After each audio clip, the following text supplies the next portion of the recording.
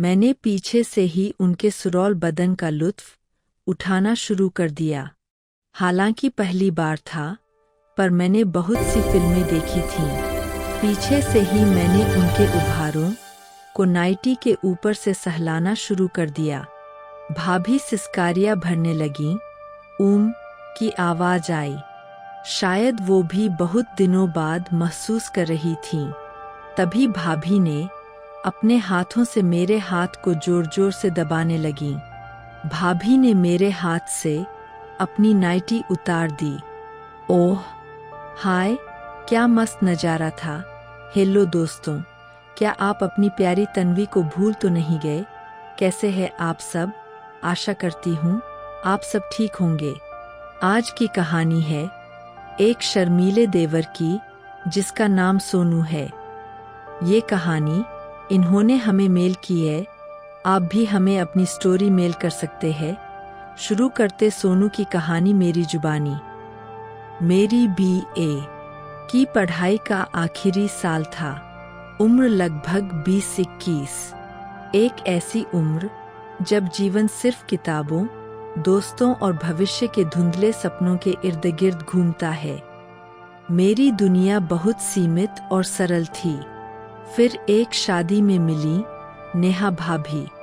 मैं पहले उनके बारे में बता दूं। वो दिखने में बहुत ही सुंदर और बहुत ज़्यादा आकर्षक महिला है। उनके लिए मेरे मन में कोई गलत ख्याल नहीं था। सबसे पहले हम एक शादी समारोह में मिले थे। हालांकि तब कुछ भी नहीं हुआ, सिर्फ मुलाकात हुई। क्या लग रही थी, मैं क्या बताऊं। इतनी ज़्यादा आकर्षक कि नजरें हटा पाना किसी के लिए भी मुश्किल था। उनके सुडौल बदन था, मानो उनकी जवानी कपड़ों से आज़ाद होना चाहती थी। उनके 2 बड़े बड़े उभार मानो पहाड़ हों। वो रिश्ते में मेरी भाभी लगती थीं। मैं भी दिखने में काफ़ी अच्छा हूँ। हट्टा कट्टा शरीर है मेरा, लंबा चौड़ा हूँ। शादी में समारोह बहुत ही सुंदर ढंग से चल रहा था। वहाँ आए सभी लोग उन भाभी को ही देख रहे थे जहाँ जहाँ वो जाती थीं। हम सब एक जगह बैठे थे। तभी नेहा भाभी चाय लेकर आईं। सभी को चाय देती हुई मेरे सामने कुछ ज़्यादा ही झुकीं।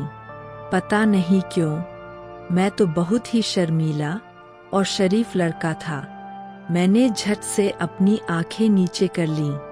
शायद वो यही चाहती थीं कि मैं देखूं, क्योंकि उन सब में मैं ही ज़्यादा आकर्षक लग रहा था। लेकिन मैं ठहरा बहुत शर्मीला दौड़। जब वो चल रही थीं, तब उनके उभार ऐसे उछल रहे थे जैसे ब्लाउज बाहर निकल आए। हल्के नेट जैसे पिंक कलर की साड़ी ब्लाउज पहनी थी, जो बहुत ही चमकदार था। सब कुछ कसा हुआ लग रहा था। पीछे से तो वो बहुत खूबसूरत लग रही थीं। चलते वक्त उनकी कमर का हिस्सा ऊपर नीचे हो रहा था। यह देख सभी जवान मर्दों की निगाहें उन पर टिकी थीं, लेकिन वो भी कम नहीं थीं। सबको ललचाती थीं, पर किसी के हाथ नहीं आती थीं। शादी बहुत ही धूमधाम से खत्म हुई। फिर एक दिन एक अनजान नंबर से फ़ोन आया। मैं नेहा बोल रही हूँ, याद है? उनकी आवाज़ फ़ोन में और भी मधुर लगी। पता चला वह कुछ काम से शहर आई है और किसी से मिलना चाहती है। उस फ़ोन के बाद धीरे धीरे बातचीत का सिलसिला शुरू हो गया। एक दिन वो किसी काम से शहर आई थीं। उनकी एक सिलाई की दुकान भी थी, इसलिए आती जाती रहती थीं। उस वक्त मैं घर आया हुआ था। उन्होंने कहा, आज दुकान पर आ जाओ, कुछ ज़रूरी काम है। मैं मना नहीं कर पाया, क्योंकि उन्होंने कहा आना ही होगा, नहीं तो फिर कभी बात नहीं करूँगी। फिर तो जाना ही पड़ा। शाम तक मैं पहुँचा। मैंने देखा कि वो मेरा ही इंतज़ार कर रही थीं। मुझे देखते ही खुश हो गईं। उनकी आंखों में अजीब खुशी झलक रही थी। मानो बहुत उत्सुक हों। फिर हम दोनों होटल में जाकर डिनर करने गए। उन्होंने कहा, आज मेरी तरफ से पार्टी है। मैंने पूछा, और लोग, घर वाले? उसने कहा, कोई नहीं रहता है यहाँ, मैं अकेली रहती हूँ। उनकी पति से लड़ाई हो गई थी। उनके पति उन्हें छोड़ चुके थे। वो बहुत दिनों से अकेली रहती थीं। उनके बच्चे उनके मायके में अपने नाना नानी के साथ रहते थे। वो कभी कभी गाँव जाती थीं। दुकान के अलावा उन्होंने एक कमरा ले रखा था जिसमें वो रहती थीं। हम खाने के बाद उसी कमरे में गए। आते वक्त उन्होंने बियर, अंडे और सिगरेट भी ले ली। वो थोड़ी मॉडर्न थी। कमरे में आकर सबसे पहले उन्होंने दरवाज़ा बंद कर दिया। हम बेड पर बैठ गए। उन्होंने कहा, कपड़े बदल लो, तो कुछ लाया ही नहीं था। वो दूसरी तरफ घूमकर कपड़े उतारने लगी। फिर उन्होंने तुरंत एक नाइटी पहन ली। उन्होंने कहा, अभी तक बदले नहीं। मैं अपनी हाफ पैंट और बनियान में आ गया। गर्मी होने के कारण कपड़े उतारने से अच्छा भी लगने लगा। भाभी ने कहा, अब क्या शर्म, हम दोनों के अलावा कोई नहीं है यहाँ। हम दोनों ने बियर पी, बातें की। उन्होंने अपनी दुख भरी कहानी सुनाई। बहुत दिनों से उनको अकेलापन महसूस हो रहा था, जिस कारण वो बहुत उदास रहती थीं। कामुकता उनके सर पर नाच रही थी। उन्हें बहुत गर्मी लग रही थी। हमने पंखा चला दिया। फिर हम दोनों ने खा पी कर सब कुछ खत्म कर दिया। उनके सुडौल बदन को नाइटी में देख मेरा मन अंदर से अशांत हो रहा था। लेकिन मैं ठहरा शरीफ लड़का कुछ नहीं कर सकता था। पर भाभी जानबूझकर मुझे आकर्षित कर रही थीं। वो अपने उभारों को बार बार हिला रही थीं। मैंने कभी किसी के साथ ऐसा नहीं किया था, सिर्फ फिल्मों में देखा था। इस तरह देखकर मेरा तो पहले पसीना छूट गया। पहली बार किसी औरत के साथ इतना नज़दीक था। हम दोनों बेड पर लेट गए। कुछ देर बाद धीरे धीरे उनकी नाइटी ऊपर चढ़ गई। उनकी जांघों को बार बार देख मैंने बहुत कंट्रोल किया, पर नहीं हो पाया। ऊपर से बियर पी रखी थी। मैंने पीछे से ही उनके सुडौल बदन का लुत्फ उठाना शुरू कर दिया। हालांकि पहली बार था, पर मैंने बहुत सी फिल्में देखी थीं। पीछे से ही मैंने उनके उभारों को नाइटी के ऊपर से सहलाना शुरू कर दिया। भाभी सिसकारियां भरने लगीं। ऊम की आवाज आई। शायद वो भी बहुत दिनों बाद महसूस कर रही थीं। तभी भाभी ने अपने हाथों से मेरे हाथ को जोर जोर से दबाने लगीं और उभारों को रगड़ने लगीं। भाभी ने मेरे हाथ से अपनी नाइटी उतार दी। ओह हाय, क्या मस्त नजारा था। गोरा बदन, काली ब्रा और पैंटी में। देखते ही मेरा मन अशांत हो गया। भाभी मुझे पागलों की तरह चूमने लगी। मैं भी साथ देने लगा। वाह, क्या मस्त लग रहा था। मैं बच्चों की तरह उन पर टूट पड़ा। मैं उन्हें चूमता गया और भाभी सिसकारियां भरती रहीं। करीब 10 मिनट तक मैं उसी तरह करता रहा। फिर मैंने उनके मुलायम होठों को बार बार चूमा। भाभी पूरी कामुक हो गई थी। जोर जोर से आहा, ऊ, इस की आवाजें निकालने लगीं। मुझे तो पहली बार किसी के इतने नज़दीक आने का सुख मिल रहा था। जैसे ही मैंने नेहा भाभी के बचे हुए वस्त्र उतारे, फिर क्या बताऊं यारो, भाभी ने जोर से मेरे सिर के बाल पकड़कर अपने पास सटा दिए और जोर जोर से दबाने और रगड़ने लगीं। मैं तो उनके बदन की खुशबू में लीन हो गया। मैंने अपनी जीभ का उपयोग किया और चूमने लगा। मैंने जोर से चूमना शुरू किया और वो कहने लगी, बहुत अच्छा लग रहा है।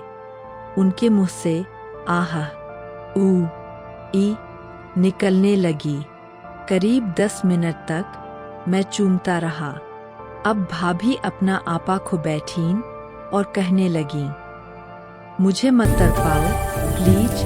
मैंने कहा ठीक है। फिर भाभी ने झट से अपने हाथ मेरी पैंट में डाल दिए और बोली, अब नहीं हो रहा बर्दाश्त, प्लीज। मैंने इतना गर्मी महसूस की, क्या बताऊं। उस वक्त लग रहा था जैसे मैं जन्नत में दाखिल हो गया। गर्मी होने के कारण पंखा भी काम नहीं आ रहा था। पसीने से लथपथ दोनों फिर भी जुड़े रहे। 30 मिनट बाद भाभी और मैं दोनों थक गए। थोड़ी देर बाद हमने नीचे ऊपर बैठकर, कभी लेटकर, सारी तरह से करते रहे। भाभी ने सब सिखाया। ऐसा करते करते सुबह के 4 बज गए। थककर दोनों बेड पर उसी तरह सो गए। सुबह 7 बजे नींद खुली तो मैंने भाभी को उठाया। फिर हम दोनों नहा धोकर तैयार हो गए। जाने से पहले उन्होंने मेरी ओर देखा। उनकी आंखों में रात का जुनून नहीं, बल्कि एक गहरा आभार और एक क्षणभंगुर दुख था। उन्होंने कहा, धन्यवाद सोनू। सच्चे दिल से मैं कुछ नहीं बोल पाया, सिर्फ मुस्कुरा दिया। मैं वहां से चला आया। कुछ हफ्ते बीत गए। नेहा भाभी का फोन बंद था। मैं चिंतित हो गया। आखिरकार मैंने उनके गांव जाने का फैसला किया। उनके मायके पहुंचकर मैंने जो देखा वह मेरे लिए एक सदमे से कम नहीं था। नेहा भाभी सुरक्षित थीं, लेकिन उनके पति वहां मौजूद थे। और सबसे चौंकाने वाली बात यह थी कि वह नेहा भाभी के साथ बिल्कुल सामान्य व्यवहार कर रहे थे, जैसे कुछ हुआ ही न हो। जब मैं अकेले में नेहा भाभी से मिला तो उन्होंने सच्चाई बताई। सोनू, मैंने तुमसे एक बात छुपाई थी। उन्होंने आंखें नीची करते हुए कहा, मेरे पति से मेरा अलगाव नहीं हुआ है। वह बस लंबे समय से बाहर रहते हैं। काम के सिलसिले में मैं हैरान रह गया। तो फिर आपने झूठ क्यों बोला?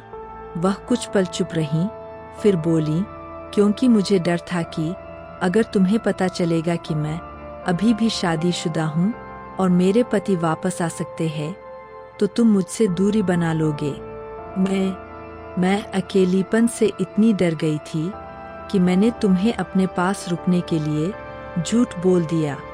मैं जानती थी कि तुम दयालु हो और अगर तुम्हें लगेगा कि मैं मुसीबत में हूँ तो तुम मेरा साथ नहीं छोड़ोगे। मेरे सामने की दुनिया धुंधली हो गई। वह सारा डर, वह सारी चिंता, क्या सब एक झूठ था?